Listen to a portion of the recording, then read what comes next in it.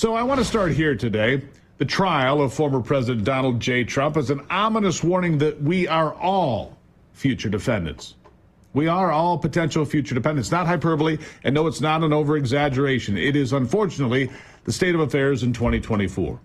The rule of law, the Constitution, the foundational principles of this country have all been tossed out in the political bloodlust to tear down one ideology and to install another one by itself and forever. One-party rule. And believe me, if they can do this to a billionaire former president, what chance will you ever have when the government comes calling for you? As I've been talking about lately, one of the dark omens of the horizon can be found north of our border in Canada. North of our border in Canada. Under the iron-fisted rule of Justin Trudeau, pastors were jailed during the pandemic for holding Sunday services. Truckers ripped from their rigs for protesting the vile assaults on liberty across that nation. Many remain jailed today. Their bank accounts frozen, their freedom eliminated, and their futures stolen because they had the gall to disagree with the government's radical anti-freedom agenda.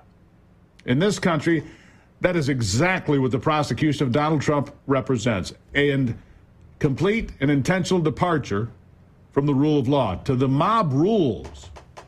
And the mob doesn't care how it gets what it wants as long as it gets what it wants, and they want power. They've demonstrated what they are willing to do, which is anything. They will pack up pallets of documents and ship them to the former president's Mar-a-Lago home and then raid the home as if he's a common criminal to search those very boxes of documents shipped there by government agents and then proclaim that he has violated the National Archives rules and worse, so much worse than that, he has, gasp, he has piles of classified documents in his possession. And they claim that having those documents that he was fully entitled to as a president is now illegal. And they hammer him with dozens of felonies. It's really quite unbelievable.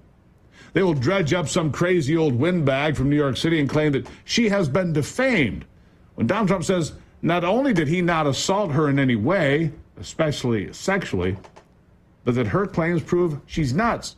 And then they nail him for defaming her for calling her nuts. I mean, under these rules, you're not allowed to call a liar, even if they are. In yet another case, they will ignore the statute of limitations and cobble together a case that suggests paying someone not to spread an ugly rumor about you is now a crime. But they can't say exactly what the crime is.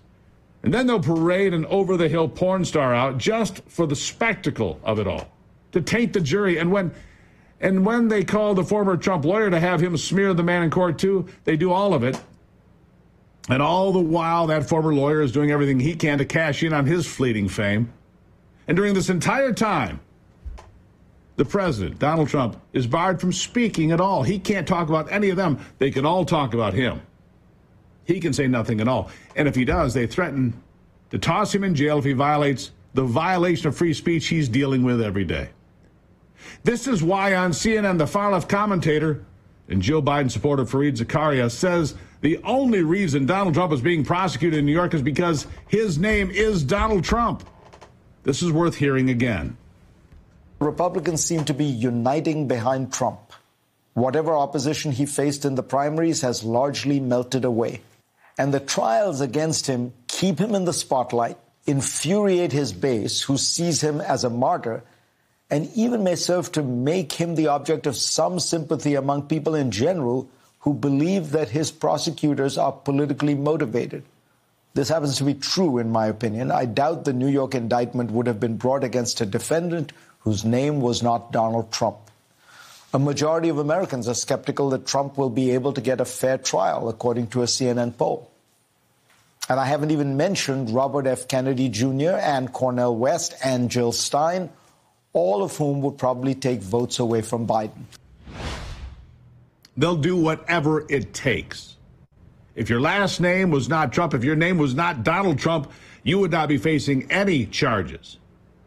So says Fareed Zakaria of CNN. You see, what can't be prosecuted criminally will be pursued civilly, and vice versa. Where both can be pursued, both will be pursued. It's time for insurers to sell criminal and civil defense policies to conservatives, all of us. But the whole charade is failing, at least when it comes to the voters of America, at least the ones that bother to pay attention. Doug Burgum, the governor of North Dakota, considered a contender now for the VP pick, says the trial is turning voters off, and they're embracing Donald Trump. Boy, is he right. Here he is. And, of course, we know that from the polls that have come out, even from the New York Times, Rasmussen Interactive this week, President Trump is leading all over the country. And the conclusion you could draw from that is the American people have already acquitted Donald Trump because the things that they're concerned about, inflation, crime, the border, the economy, all of these things, President Trump is leading by huge double digits versus Joe Biden. And the sooner that this scam trial can be concluded, the sooner that the president can get back to getting out, campaigning, and talking to the American people about the issues that matter to them. And there are issues that matter to them. Have you heard the inflation numbers? Still 3.5%. 20% over the time that Joe Biden's been in office, 30% for food, 50% for gasoline. That's how much it's gone up. And for Donald Trump, the parade of high-profile defenders is getting longer, by the way. They're appearing in person in the courtroom to see what the circus looks like up front. They're not impressed. Vivek Ramaswamy among those asking what the actual crime is here and who committed it. I've got some answers for you, but here he is. Who did we learn falsified business records today? Yet, what, hour, 2 hours, felt like it could have been 7 hours, of Michael Cohen talking about how he falsified business records. Okay, so you have a guy who has been a perjurer in the past that is now saying he falsified business records. What is the crime that Donald Trump committed? Now, it appears to be what they might allege is some sort of bookkeeping error or whatever. The real bookkeeping that we need accounting of is Judge Merchan's own family member collecting millions of dollars as a Democratic operative, using the existence of this trial as a fundraising ploy for Democrats. This is unconscionable. Imagine if the same shoe fit the other foot. Imagine if it was Joe Biden that was on trial. You had a Republican judge whose son was collecting millions of dollars as a Republican operative. What would you all be saying? In fact, another guy who has been tattered by his own party recently stopped by for some redemption and to defend the man who has come to his defense in recent weeks, too. You got it. It's the speaker. Here he is. President Trump is a friend, and I wanted to be here to support him. I'm here speaking with you outside because the court won't allow us to speak inside the building. That's just one of the many things that are wrong here. This is the fifth week that President Trump has been in court for this sham of a trial. They are doing this intentionally to keep him here and keep him off of the campaign trail. And I think everybody in the country can see that for what it is. I'm an attorney. I'm a former litigator myself. I am disgusted by what is happening here, what is being done here to our entire system of justice overall. The people are losing faith right now in this country, in our institutions. They're losing faith in our system of justice. And the reason for that is because they see it being abused as it is being done here in New York. The facts here are very important. Facts are always important in a trial, or at least they're supposed to be. The president's actions in this matter were previously reviewed and no charges were filed. Why is that? Because there's no crime here. Now, 8 years later, suddenly they've resurrected this thing. They brought it back. And why is that? Well, just apply common sense. Everyone can see. It's painfully obvious that we're now 6 months out from an election day. And that's the reason. That is the only reason. Meanwhile, the leftist media tried its best to prop up the star witness in this crazy show trial, but even those in the far left have a lot of problems trying to convince themselves this is a good look for the prosecution or for their alleged star witness. Here's an example. Have you regularly commented on your podcast that you want President Trump to be convicted in this case? Cohen says, yes, probably. Yes, probably. He said it 500,000 times. I mean, it's all he says. So if I was Michael Cohen's lawyer and the DA's team, I'd want him to just be more forthcoming. Do you have any doubt? You said in your podcast you want Trump to be convicted in this case. Blanche asks. No, Cohen responds. Okay, that's a better answer. Of course he does, no doubt. But again, this isn't about who's right or wrong as between Trump or Cohen, who's good or bad, or who's more good or more bad. It's about the fact that the witness despises the defendant, wants him to be convicted, wants him to go to prison. Michael Cohen gave them that ammo. Now they're using it. Well, I think they're saying he's an obsessive about Donald Trump, and he obsesses about getting him convicted every opportunity. On that point, Todd Blanche, the Trump lawyer, just asked, do you want to see President Trump convicted in this case? Cohen's reply, sure. Right, and he says that on every podcast and every moment that he can, and he is a man obsessed with retribution for Donald And then Trump. the jury. Obsessed. Cyber stalker in general.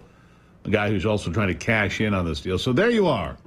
The former president is on trial, and the way things are going, you could find yourself getting treated that way someday too.